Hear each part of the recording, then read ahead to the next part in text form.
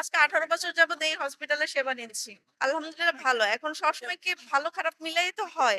এখন যাদের কারণে হইছে তাদের বিচার হোক। হত্যা যদি বলেন তাহলে মাইল স্টোনের গুলাকে হত্যা করা হয়েছে বিমান বাহিনী, তাদের কি লাইসেন্স বাতিল করছে সরকার? সরকারকে পাশ করাইছে ভোট দিয়ে যাতে জনগণের জন্য সেবা করার জন্য ভালো কিছু করার জন্য। এখন এরকম একটা হসপিটাল বন্ধ করে দেবে তা তো ঠিক না। আমি আজকে 18 বছর যাবত এই হসপিটালে সেবা নিচ্ছি। আলহামদুলিল্লাহ ভালো। এখন সবসময় কি ভালো খারাপ মিলাই তো হয়। এখন যাদের কারণে হইছে তাদের বিচার হোক। পুরো হসপিটাল বন্ধ করে আমাদের ভোগান্তিতে ফেলার দরকার কি? ঢাকা মেডিকেলে এনএসসির জন্য কয়টা বাচ্চা মারা গেছে? কিছুদিন আগেও গেছে। যে যখন আমার কাছে এনএসসি তে ভর্তি ছিল তখনও দেখছি একটা বাচ্চা মারা গেছে। সরকারকে পাশ করাইছে ভোট দিয়ে যাতে জনগণের জন্য সেবা করার জন্য ভালো কিছু করার জন্য। এখন এরকম একটা হসপিটাল বন্ধ করে দেবে তা তো ঠিক না। হুট করে একটা সিদ্ধান্ত নেওয়া জানা যে যেরকম শাস্তি অপরাধ করবে ওইরকম শাস্তি দেবে। আইন কিসের জন্য? অপরাধ করবে অপরাধ শাস্তি, যে অপরাধ করছে তাকে শাস্তি দেবে। হসপিটাল তো অপরাধ করে নাই, হসপিটাল মালিক তো কাউরে শিখায় দেয় নাই কিছু। যেরকম অপরাধ এরকম শাস্তি। এটার জন্য তো জরিমানা দিবে বলছে, 80 লক্ষ টাকা করে দিবে বলছে কর্তৃপক্ষ। তারপরে সেবা দিবে বিনামূল্যে আজীবন, 80 লক্ষ টাকা বলছে কর্তৃপক্ষ দিবে। তারপরে এরকম ভাবে কেন অনমেচার করবে? এটা ঠিক হয় নাই। প্রেগনেন্সির জন্য এখানে মানে ফলো আপে আসি, প্রতি মাসে আসতে হয়। হাই রিস্ক প্রেগনেন্সি, যেটা ডায়াবেটিস আছে, তারপর হচ্ছে আমার হাই প্রেশার আছে, আবার থাইরয়েডের প্রবলেম আছে। তো সেজন্য আমাদের মতো যারা হাই রিস্ক প্রেগনেন্সিতে থাকে তারা হচ্ছে প্রতি মাসে ফলো আপে আসতে হয়।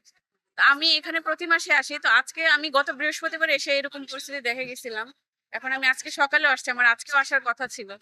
এখন আসছি চিকিৎসা সেবা নিতে, এখন তো দেখি যে সবকিছুই বন্ধ হয়ে গেছে। এখন বসে আছি এখানে। আরো হসপিটাল আছে, আমরা তো অন্য জায়গায় যাই না বা যেতে হচ্ছে না। অন্য জায়গায় যেই পরিমাণ হয়রানি, বা আমি 2টা হসপিটাল সরকারি দেখেছি, এক হচ্ছে ঢাকা মেডিকেল আর হচ্ছে সোহরাওয়ার্দী হসপিটাল। ওখানে আমি আমার মা ছিল, আমার হাজবেন্ড ছিল। এত পরিমাণ হয়রানি আর দালালে ভরা। মানে কোন একটা পরীক্ষা নিরীক্ষা হসপিটালের ভিতরে করানো যায় না। আমাদের রিসিট দিয়ে দিবে যে ওই হসপিটালে চলে যান, ওইখানে একটা ডায়াগনস্টিক সেন্টার আছে, ওইখান থেকে টেস্ট গুলো করাই নিয়ে আসেন। কিন্তু হসপিটালে কিছুই হয় না। আমরা সিটও পাইনি, নিজে শুয়ে থেকে তারপরে মানে চিকিৎসা সেবা নিয়ে আসতে হয়েছে। হত্যা যদি বলেন তাহলে মাইল স্টোনের গুলাকে হত্যা করা হয়েছে বিমান বাহিনী, তাদের কি লাইসেন্স বাতিল করছে সরকার? আপনার যে এই যে লঞ্চ থেকে যে বাসগুলা পড়তেছে সেগুলা কি হত্যা? এখানে যে 6 নবজাতকের হয়েছে, আল্লাহ আমরা নিজেরাও এটা নিয়ে ব্যথিত। আমারও তো সন্তান হতে পারতো।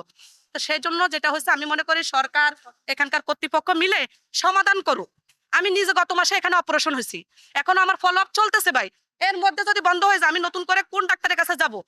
আমার তো নিজেরই জীবন মরণের ঝুঁকি, আমার মারা অসুস্থ, সেখানে এনারা ট্রিটমেন্ট দিবে না। তাহলে আমরা সাধারণ জনগণ কি সরকার গঠন করে ভুল করছি? আমাদের এখানে অনেক কর্মচারী সবাই হতাশাগ্রস্ত। এখন তারা কি করবে? যে 6টা মৃত্যু, আকস্মিক মৃত্যু, এটা সবাই মর্মাহত। তারা তো আমার সন্তানও হতে পারতো। এখন আমাদেরই সন্তান, আমাদের প্রতিষ্ঠানের পেশেন্ট বলতে আমাদের সন্তান, প্রতিষ্ঠানের মালিকের সন্তান, বুঝছেন? এটা প্রতিষ্ঠানের মালিক প্রতিটা পেশেন্টকে নিজের সন্তান হিসেবে লালন করে, রাত নাই দিন নাই উনি নিজেই ফিল্ডে নামেন। কিন্তু এটা তো একটা আকস্মিক, কেউই চায় না যে তার প্রতিষ্ঠানের বদনাম হোক, কোনো পেশেন্ট মারা যাক। এটা আকস্মিক ঘটে গেছে, সেজন্য সবাই ব্যথিত। কিন্তু যেটাই হোক, সেটা তো পেশেন্ট পার্টির পক্ষ থেকে ক্ষতিপূরণ সবাই ওনাদের সবকিছুই প্রতিষ্ঠান মেনে নিচ্ছে।